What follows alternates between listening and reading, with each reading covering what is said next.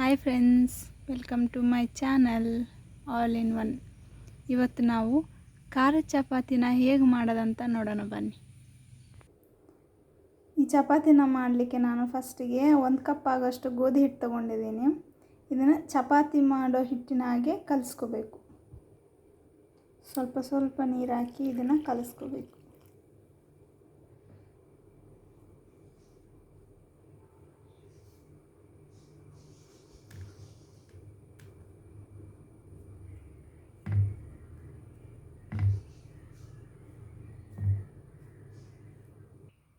ಇದನ್ನು ಈ ಹದಕ್ಕೆ ಕಲಿಸ್ಕೋಬೇಕು. ನಂತರ ಇದಕ್ಕೆ ಮೇಲ್ಗಡೆ ಸ್ವಲ್ಪ ತುಪ್ಪ ಅಥವಾ ಎಣ್ಣೆಯನ್ನು ಹಾಕಿ ನೆನೆಯಿಡಬೇಕು. ನಾನಿಲ್ಲಿ ಸ್ವಲ್ಪ ಎಣ್ಣೆಯನ್ನು ಹಾಕಿದ್ದೀನಿ. ಹೀಗೆ ಎಣ್ಣೆಯನ್ನು ಮಿಕ್ಸ್ ಮಾಡಿ ಒಂದು 5 ನಿಮಿಷ ಹಿಟ್ಟು ನೆನೆಯಲಿಕ್ಕೆ ಇಡಬೇಕು. ಇದು ಈಗ 5 ನಿಮಿಷ ಆಗಿದೆ. ಇದನ್ನು ಇವಾಗ ಚಿಕ್ಕ ಚಿಕ್ಕದ ಉಂಡೆ ಆಗಿ ಮಾಡ್ಕೋಬೇಕು.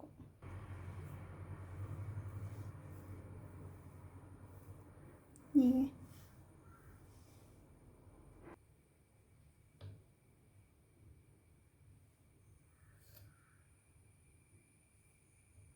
ಒಂದೇ ಸೈಜಲ್ಲಿ ಕಟ್ ಮಾಡ್ಕೋಬೇಕು.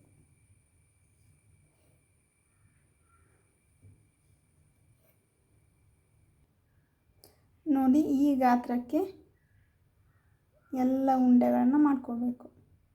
ನಾನಿವಾಗ ಮಿಕ್ಕಿದ್ದೆಲ್ಲವನ್ನು ಮಾಡ್ಕೊತೇನೆ.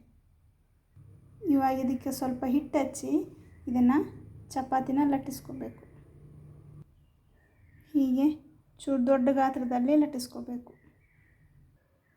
ಹೀಗೆ ರೌಂಡಿಗೆ ಲಟ್ಟಿಸ್ಬೇಕು. ಇದಕ್ಕೆ ಮೇಲ್ಗಡೆ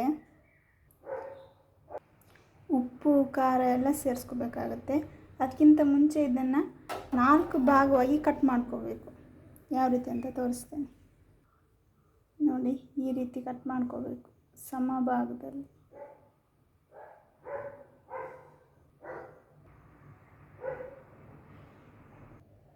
ಈಚೆ ಸೈಡ್ ಕೂಡ ನಾನು ಕಟ್ ಮಾಡ್ತೀನಿ. ನೋಡಿ ಹೀಗೆ. ಇದಕ್ಕೆ ಮೇಲ್ಗಡೆ ಸ್ವಲ್ಪ ನಾನು ರೆಡ್ ಚಿಲ್ಲಿ ಸಾಸ್ ಹಾಕ್ತೇನೆ.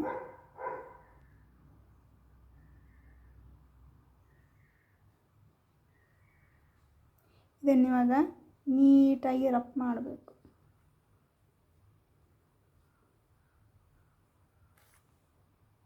ಈಗ ನೀಟಾಗಿ ರಬ್ ಮಾಡಿದ ಮೇಲೆ ಮೇಲ್ಗಡೆ ಸ್ವಲ್ಪ ಖಾರ ಹಾಕ್ತೇನೆ.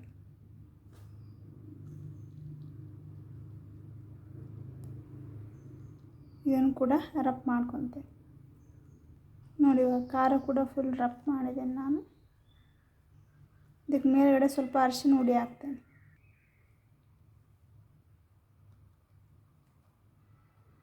ಸ್ವಲ್ಪ ಸ್ವಲ್ಪನೇ ಹಾಕ್ತೇನೆ.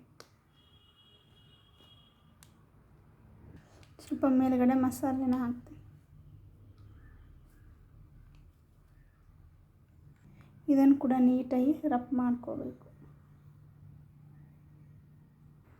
ಇದಕ್ಕೆ ಮೇಲ್ಗಡೆ ಸ್ವಲ್ಪ ಎಣ್ಣೆ ಅಥವಾ ತುಪ್ಪನ ಸೇರಿಸ್ಕೊ. ಇದನ್ನು ಕೂಡ ನೀಟಾಗಿ ರಬ್ ಮಾಡಬೇಕು.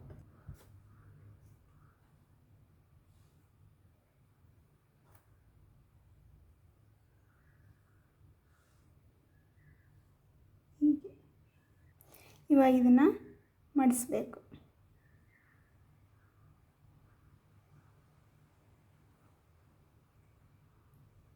ಹೀಗೆ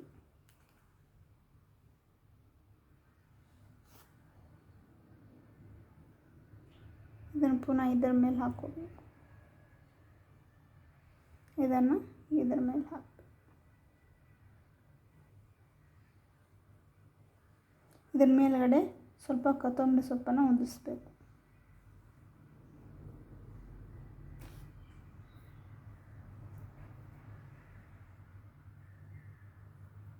ಇದನ್ನು ಇವಾಗ ಕೈಯಿಂದ ಪ್ರೆಸ್ ಮಾಡಬೇಕು. ಹೀಗೆ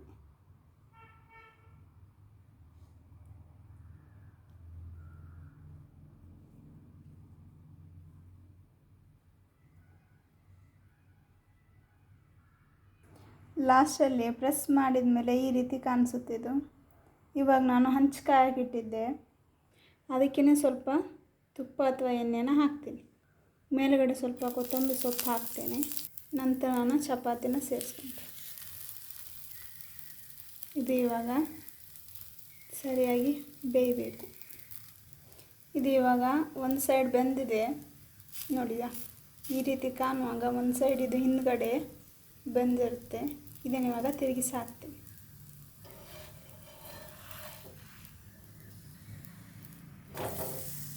ನೋಡಿ, ಇನ್ನೊಂದು ಸೈಡು ಕೂಡ ಅದು ಸರಿಯಾಗಿ ಬೇಯಿಸಬೇಕು. ಇದು ನೋಡಿ, ಈಗ ಇದು ಪೂರ್ತಿ ಬೆಂದಿದೆ. ಇದನ್ನು ಇವಾಗ ತೆಗಿಯೋಣ. ನೋಡಿ ಫ್ರೆಂಡ್ಸ್, ನಾನು ಇವಾಗ ಇದನ್ನು ಒಂದು ಪ್ಲೇಟಿಗೆ ಎತ್ತಿಟ್ಕೊಂಡಿದ್ದೀನಿ. ಇದು ಒಳಗಡೆ ಹೇಗೆ ಬಂದಿದೆ ಅಂತ ನೋಡೋಣ. ನೋಡಿ ಫ್ರೆಂಡ್ಸ್, ಇದು ತುಂಬ ಸುಡ್ತಾ ಇದೆ. ಇದು ಹೇಗೆ ಬಂದಿದೆ ಅಂತ ನೋಡೋಣ.